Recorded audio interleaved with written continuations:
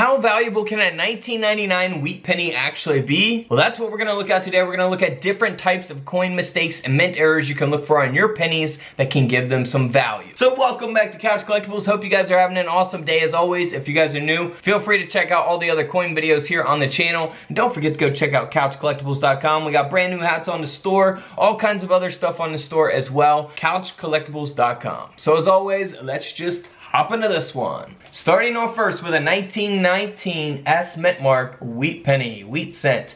Now this coin has been broad struck, which you'll see around the rim of the coin there. The coin is also graded by NGC at an AU 55, and this penny ended up selling for $120 at auction. Now here's a 1919 S mint mark in much better condition, graded at a mint state 63 brown by PCGS.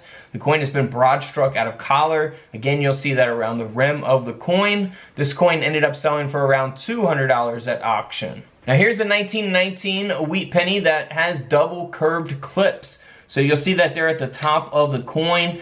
This coin, graded by NGC at a mint state 63 brown, ended up selling for around $65. So your pennies will grade at a brown, brown, or red. Red, of course, is the best, and that is the case for this coin here. This is the 1919 D mint mark that sold for over $4,900. Now, this is not a key date coin, so, pretty common coin here, not, rare to have a 1919 D mint mark. However, it is rare to have it in this condition at this grade. This coin is graded by PCGS, the coin grading company, at a mint state 66 red. So that is where all of the value is at. That's why it almost sold for $5,000. Now, if you compare that to this coin, it's the same dated coin, 1919, same mint mark, D mint mark, but this coin is only graded at an AU 58, and it's a brown, right? So we got red, 66 red compared to an AU 58 brown. Big difference in grades there, and that's why it's a big difference in value. This coin only sold for around 50 bucks, and personally, I wouldn't even give 50 bucks for it. But that's what it sold for at the time in which it sold. So you see the difference in values there based on the grade. Grade population, extremely important. Now here's a very nice mint error, one of my favorites of the video. I love double strikes like these. So you'll see the design twice there as the coin has been double struck. It's the 1919 no mint mark. This coin ended up selling for $780 at auction. Now here is a 1919 very worn down wheat penny. The coin still sold for around $50 at auction, and that's only because it has a small little die break there at the bottom of the coin, a little cud. That extra metal on the rim of the coin. So it's graded at a VG8 by Annex. So very low on the coin grading scale. Like I say, 70 is the best you can get. This is at an 8. So 50 bucks for that coin, just because of the die break. Now here's a 1919 wheat penny that has been broad struck onto a straight clipped planchet. So again, you'll see that broad strike around the rim of the coin. You'll see that clip planchet there, very obvious mint error. This coin sold for around $180. Now here's a high graded version of the 1919 no mint mark. So we looked at the D mint mark, here is the no mint mark. This is graded by PCGS at a mint state 68 red. Extremely high grade. In an older PCGS holder, this coin sold for over $8,200. Can't beat that, man. $8,200 for 1 cent. Now here's a 1919 Lincoln wheat cent that has been broad struck, and it has an obverse indent, which is very noticeable here. This coin ended up selling at auction for around $170, graded at a mint state 63 brown. Now we looked at that 1919 no mint mark at a mint state 68 red grade that sold for over $8,000. This coin here is also graded at a mint state grade, but it's graded at a mint state 63 red brown.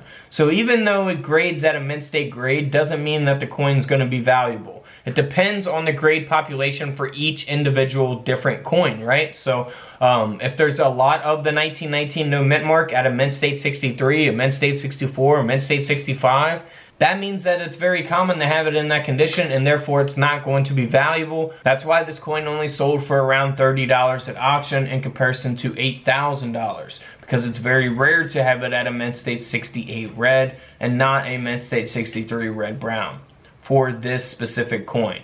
Now here's a 1919 wheat penny that has been struck 40% off center, graded by NGC. This penny ended up selling for over $1,000. Now here's a 1919 S mint mark that was struck 75% off center. Unfortunately, you can't give this coin a grade because it has some environmental damage to the coin, but the coin still sold for over $250 at auction. Now here's a 1919 wheat cent design that was actually struck onto an Argentina 10-cent planchet. So that is a very rare coin there. Nice mint error. This coin ended up selling for over $550 at auction, graded by NGC. Now here's the 1919 S mint mark. This is the high grade example of that coin, graded at a mint state 65 red. This coin sold for around $3,600 at auction. And if we compare that to a 1919 S lower graded at an XF 45, this coin ended up selling for around 15 bucks at auction. So you go from $15 to $3,000 just based on the condition or the grade of the coin. Now here's a 1919 no mint mark where the obverse has been struck through. You'll see that they're going through the word Liberty as we zoom in there on the coin. This coin, graded by NGC at a mint state 64 red brown, ended up selling for around $80 at auction. Alright guys, don't forget to subscribe in the middle. Feel free to check out the videos to the left of me. And until tomorrow, I'll see you guys in the comment section below. This is Couch Collectibles, and this is where I disappear.